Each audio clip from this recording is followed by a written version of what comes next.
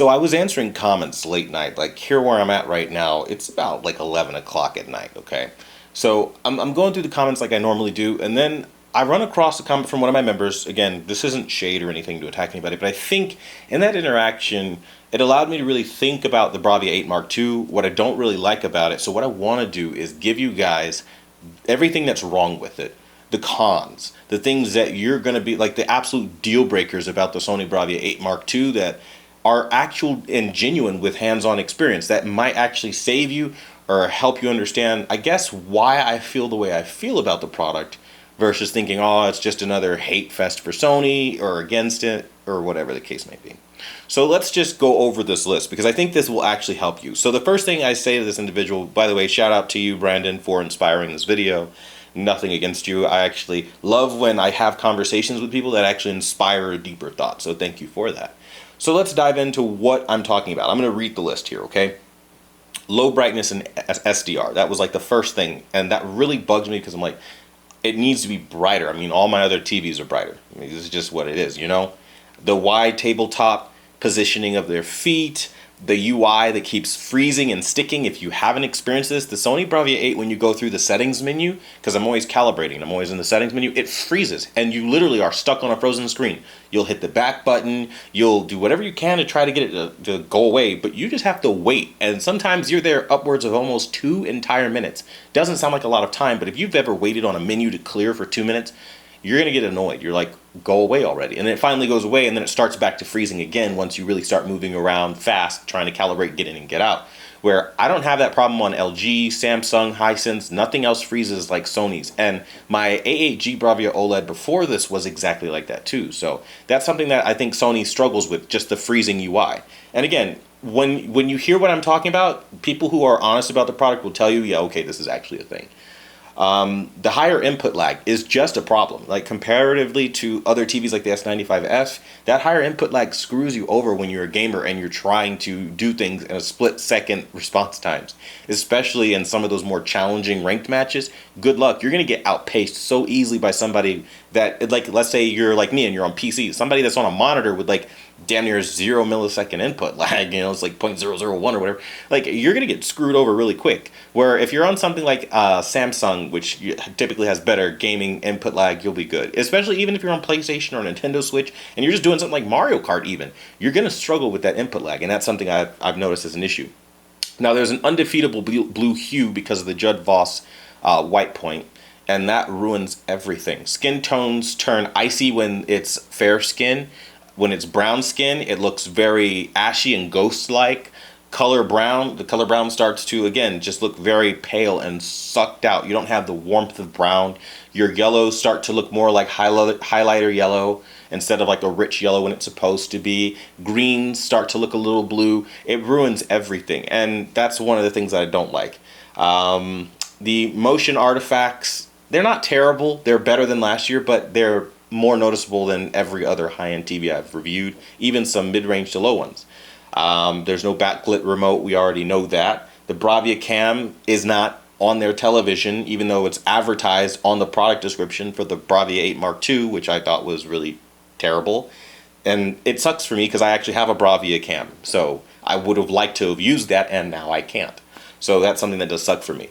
The SDR and HDR white balance are shared. So when you calibrate a TV, you normally have SDR, and everything that you do in SDR is just SDR.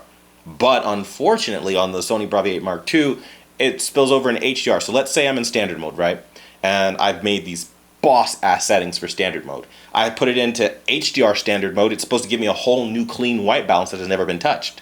But Sony's don't do that. They give you the exact same white balance, so even though you might like the characteristics of standard mode, you no longer can use that if you've used it for SDR. So now, unfortunately, on Sony's, you have to pick and choose which of the two you're going to use. Either you use it for SDR only, or you use it for HDR only, and there's no in between. Or you share a white balance between the two, which is literally impossible. So that's one of those things that have always been my problem way back on the A8G Bravia OLED even, and other Sony TVs through over the years. I've always complained about this, and it's never been fixed.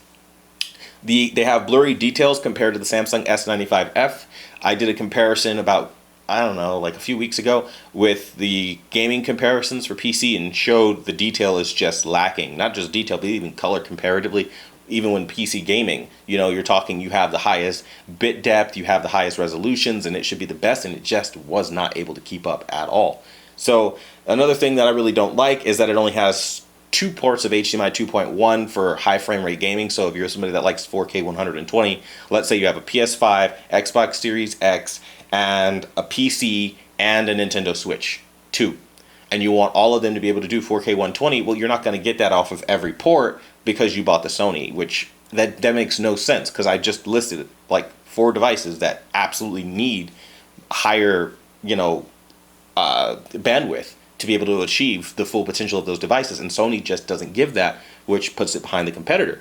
The other issue that I have is it's lacking in bass and the audio internally. I'm not expecting a sound bar, but comparatively to, you know, TVs like the Samsung S90F, even S90D, S95B, like S95C, or well, S90C, maybe yeah, S90C was all right. You're lacking that bass, right? And I feel like I'm at that price point where I should have at least those same level of bass tonal frequencies that I have on other TVs that are cheaper.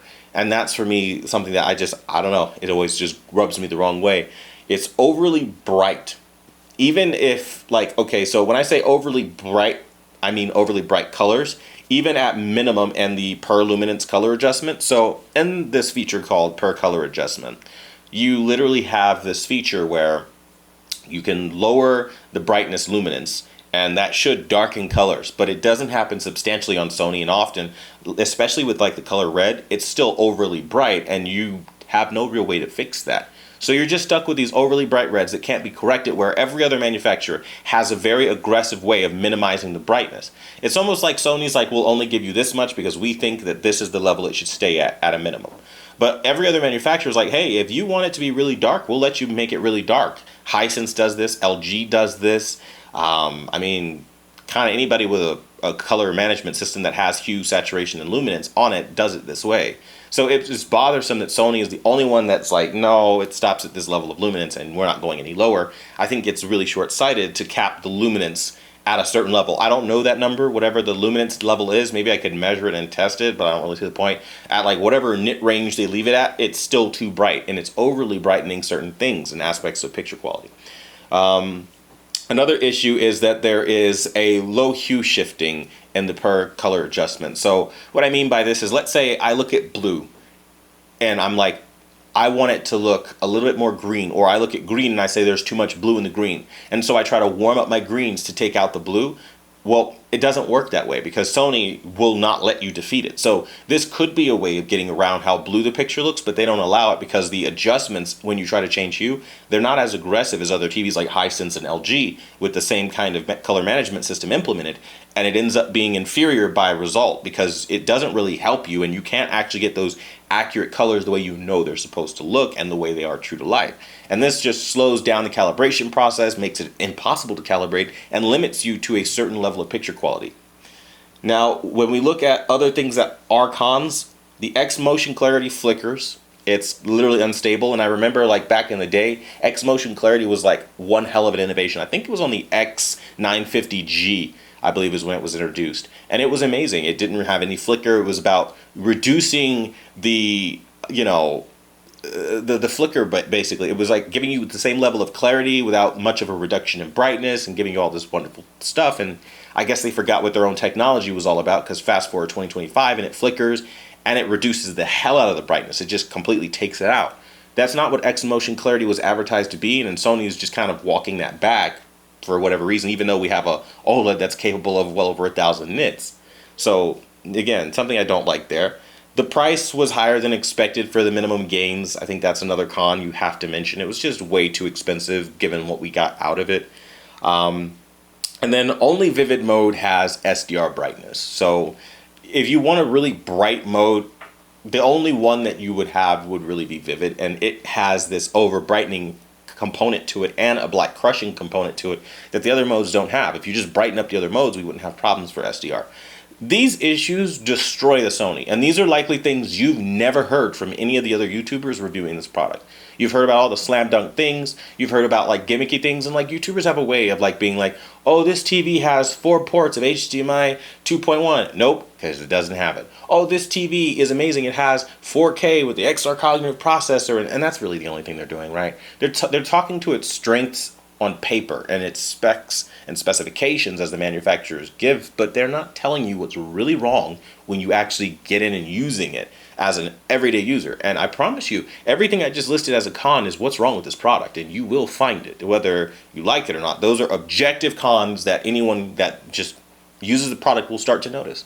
And I think this is why I'm so irritated with it, because Sony never had a list of cons like this, and now we do. And I want to get back to the point where we eliminate those cons and to maybe just 5 of them. That would be good. We have a whole list of them. It's ridiculous.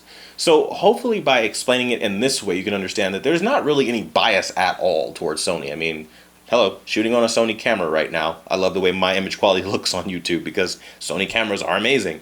But again, when you talk about their other products like TVs, that's where they're falling short. And we have to admit where and how they're falling short. And I felt like this video would be more helpful towards constructive criticism versus just saying they're crap or they're trash or they're shit. And really just kind of explaining how I got there. Because I understand when I give extremes like that, people go, oh, you're hating the hate. You're just a hater. No. It's actually founded in something. And that's what it's founded in. Those results as I've looked at it. Again, not everybody's a calibrator, I understand, but if you hire a calibrator, it is going to be a more limiting TV comparatively to something like an LG G5 or a Hisense U8, QG or something like that. You're going to have limitations. Even a Samsung S95F, it's going to be more limited than those TVs and what you can pull out picture quality wise. And that's why we have this conversation. Maybe in the next video, I'll redo the comparison between the S95F rocking my new settings and the Bravia 8 Mark II, and I'll try to use the S95F as a reference monitor to try to get the Bravia 8 to that level, and try to just show you some of the things that I'm talking about in this video so you can see them in a practical application, real world application, so you see it in motion, so you see like what I'm talking about. So it's not just like me just saying something and you're like, okay, but these are your cons. Like, these are issues. And I think the more we highlight and shine a light on the Bravia 8 Mark II situation, the more we can prevent it from ever happening again. That's really the whole idea here. But let me know what you guys think about this in the comments down below. As always, I want to thank you guys so much for watching, the #1 brand in honesty. And until the next video, I'll see you guys later.